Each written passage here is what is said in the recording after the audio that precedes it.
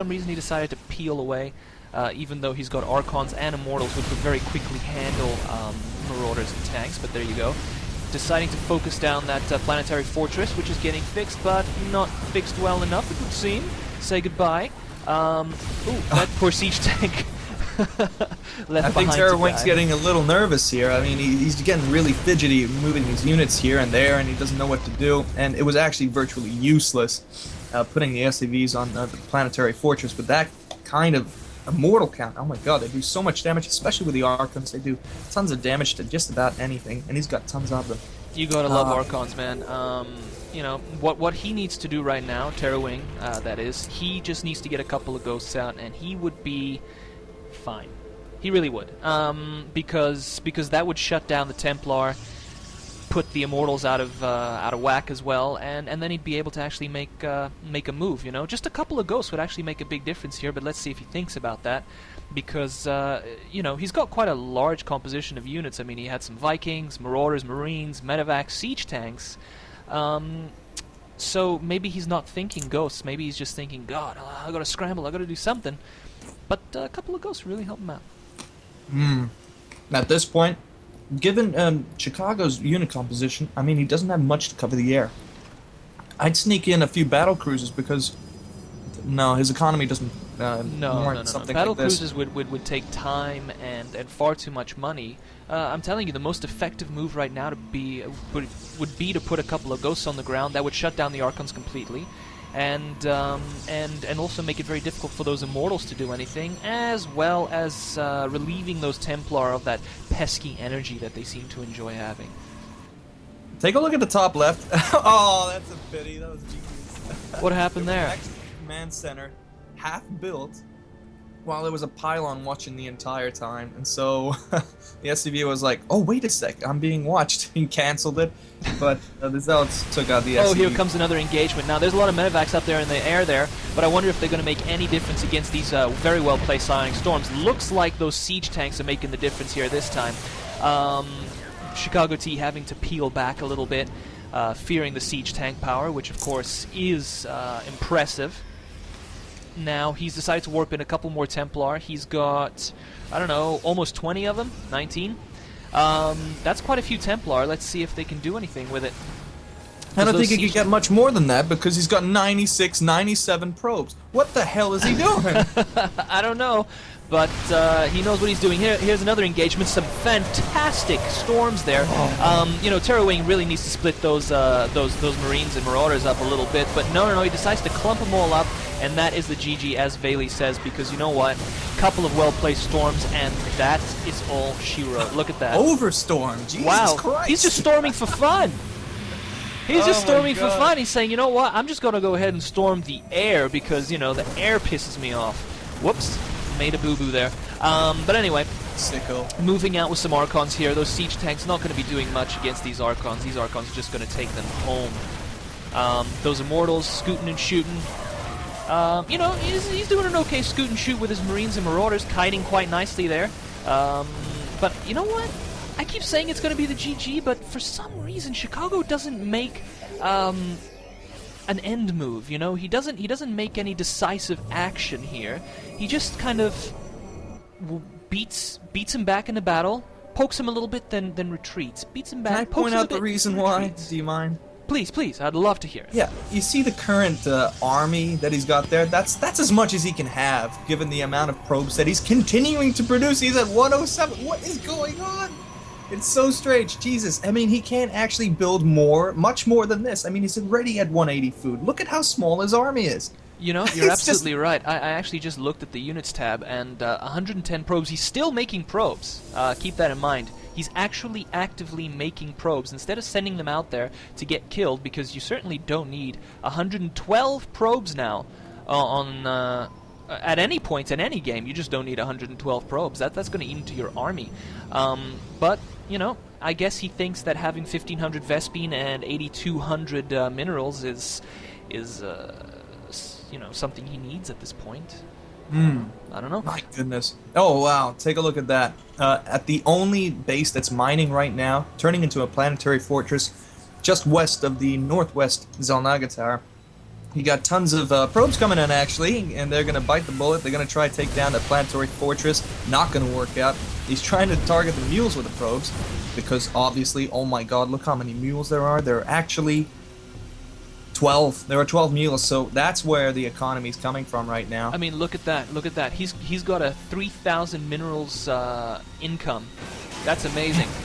Anyway, that's more than what she has, and she has like a million probes. Jesus Christ. you know, I gotta say, because of this map's size and the sheer amount of units on the map moving around, killing things, my frame rate's actually gone down pretty badly. But so I apologize to our 3 viewers, but you know, it'll sort itself out once they have a little battle there and some units disappear. Anyway, looking over here at Chicago's mineral count, he's got almost 11,000 minerals. That's always good. He could basically just send all of his probes in to get killed, and he'd be set for the rest of the game. A couple of psionic storms coming down here. Putting the siege tanks in siege mode, probably not the best idea, but I must admit, it was probably a desperation move. He's scrambling. Oh, those psionic storms, so effective, so well placed. Oh my god, it's like he can read TerrorWing's mind. Look at that. Just melting away. Say goodbye. That is that. It was actually a semi-even exchange there. Bailey asking for the GG, but my god. He's not asking, he's begging. Please, give me the GG. Please, Chicago, just move out. Reinforce and move out. No, but I don't want that. I like it slow. So let's. I think that's what she's doing. He knows exactly how I like it. Just go slow. And so he's doing that. He lost all of his units again, minus his 97 leftover probes. So he's going to rebuild his half a max supply army, including a Templar already. Jesus Christ, he really loves making a carpet bomb.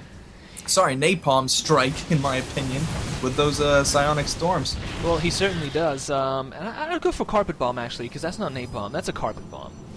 Yeah, that's very much carpet bomb. Yeah, I guess you can kind of make napalm carpet as well. And anyway, it doesn't really matter, because Mothership's on its way out, along with some carriers. He's doing that for me. He's doing that totally for me. And now he's just got to make some Archon toilet play, because he knows that's how I play a lot. Yeah, exactly. I mean, he's going to do it your way because you're the man, and, you know, he's just not. Either way, though, he's got a carrier coming, he's got a mothership coming, he's got a bunch of air upgrades coming, he's got a robo-bay just finished, and, yeah, and a Stargate going up. So basically, he's just spreading it all out. He figures, well, I'm as rich as hell, I'm just going to go ahead and get every possible unit available and see if I can win that way. I'm kind of upset that he doesn't have a robotics facility yet, so that he can perhaps get the robotics bay. And at this point, why not getting the warp prison upgrade and the observer speed upgrade? Because man, I don't fully he's understand. got 13k minerals. I just told you that he put down a robotics bay. Oh, did you? Well, I can't keep up. I'm just getting so confused with all the stuff that he's doing right now. I think he's just doing it for the show. But I think you got pizza on the up. brain, man. You got pizza on the brain. You got to concentrate a little bit more. Now, the a little drunk on cheese. Do you mind? Fair enough. I accept that. I'm drunk on cheese all the time. But anyway, here's another engagement. Some great psionic storms. You just can't beat that, especially when you don't split up your army very effectively, which of course TerrorWing's not been able to do yet. Those psionic storms are melting them away like a hot knife through butter in July. Look at that. The one carrier doing his thing, taking out those marauders. Say goodbye. One carrier making all the difference. Is he going to focus down that siege tank? He probably is. A couple of feedbacks there, and that's the GG. Oh, I kind of wanted that to continue on, because what she there was just teasing him, man. It's just like throwing him a slab of meat, and you know he's about to nibble on it, and at the last moment he's just going to take it away with like a fishing line or something like that. No, you can't have it, baby. Not this time. That was, I must admit, that was an odd match in the way that it was kind of like attack, poke, go back, attack, poke, retreat, attack, poke a bit more, then retreat. I don't know why they did it that way, but hey, whatever. That's the way they wanted to do it, and in the end, ChicagoT was the victor. Now, I'm going to tell you another something, man. I'm going to tell you another something right now. Yeah, you tell me. TerrorWing would have won if he was more aggressive. He would have. It just would have been that way.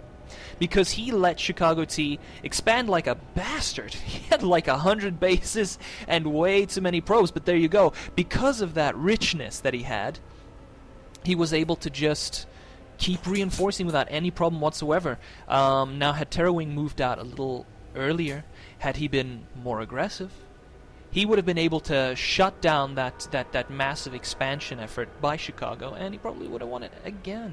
So I don't know. I don't think that was the only thing. You're very right about that, but it was also a lack of scouting. Bailey pointed it out. But now that I really think about it, there's a lot of psychology that goes into StarCraft, obviously.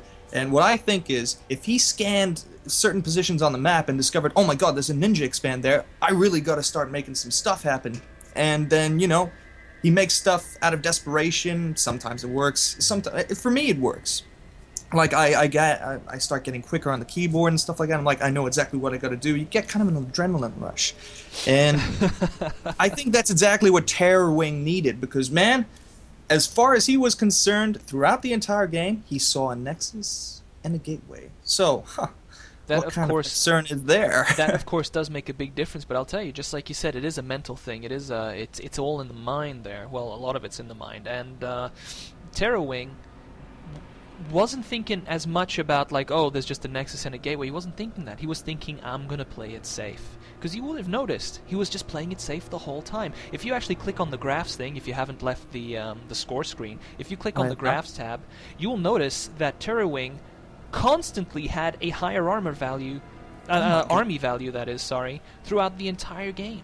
You're right, but that's also because Chicago opted to go for 100 probes. Exactly, but that's my entire point. As you can see over there on the elapsed game time, at just over the 800 mark, around 900 as a matter of fact, he had a far superior army. And had he just moved out then, had he just decided, okay, it's 9 minutes or 900 seconds or whatever that is, I don't even know what that is, I'll move out and I'll just crush one, maybe even two of ChicagoT's bases. He would have made a huge dent in it. Things would have changed completely, and he would have had this game. So basically, TerrorWing, you are a great player, just like ChicagoT. Not taking anything away, but I like to support the underdog. TerrorWing, great player, needs to be more aggressive. If he learns how to be more aggressive, scout a bit more, attack a bit more, Definitely scout a bit more. he would be a devastating force to deal with. He really would. Because that fella definitely is a micro-intense son of a bitch. I mean, excuse me, because that just puts emphasis on how much I think his micro is pretty good. Oh, he's a son of a gun. And it's just a shame that, he has to give some scouting to that skill as well as some aggression, like you said. That's really about it, and I think we could close on that.